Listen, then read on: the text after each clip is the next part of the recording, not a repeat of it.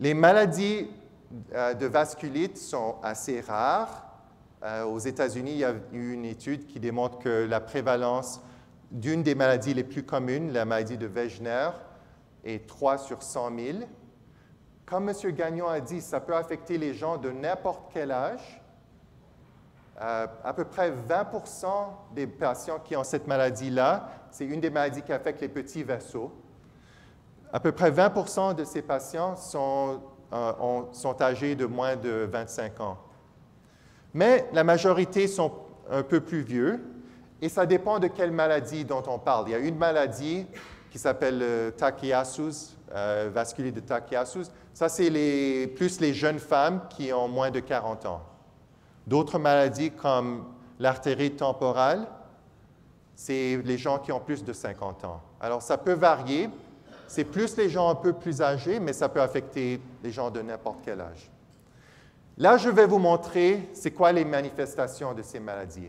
Ça, c'est une personne qui a une vasculite, des gros vaisseaux, qui, dans ce cas, l'artère temporale, l'artère qu'on a ici.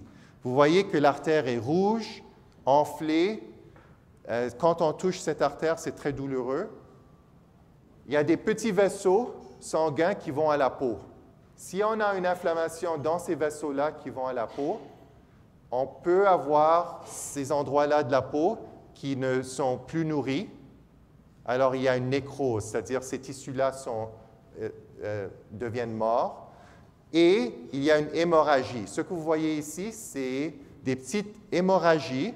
Tous ces boutons rouges que vous voyez là, c'est des petites hémorragies causées par l'inflammation dans les vaisseaux qui vont à la peau. Ça, c'est l'inflammation dans les vaisseaux des poumons. Et souvent, les cellules du système immunitaire ne restent pas juste dans les vaisseaux, ils vont dans les poumons eux-mêmes. Et on peut trouver de l'inflammation, pas juste dans les vaisseaux, mais dans les tissus des poumons. Ça, je vous ai dit que les nerfs sont nourris par les petits vaisseaux. Ça, c'est quelqu'un qui ne peut pas lever le pied, dans ce cas, le pied gauche. Ça, c'est une présentation typique d'une neuropathie. Le nerf qui est responsable pour être capable de lever le pied est atteint d'une vasculite.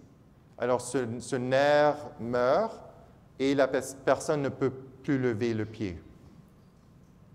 Okay? Ensuite, il y a des présentations qui sont typiques à certaines maladies. Je vous ai mentionné la maladie de Wegener. Ça affecte typiquement le nez. Souvent, ça affecte le nez. On peut avoir de l'inflammation du nez qui cause la destruction du cartilage. Et on voit les résultats de cette inflammation, une déformation du nez.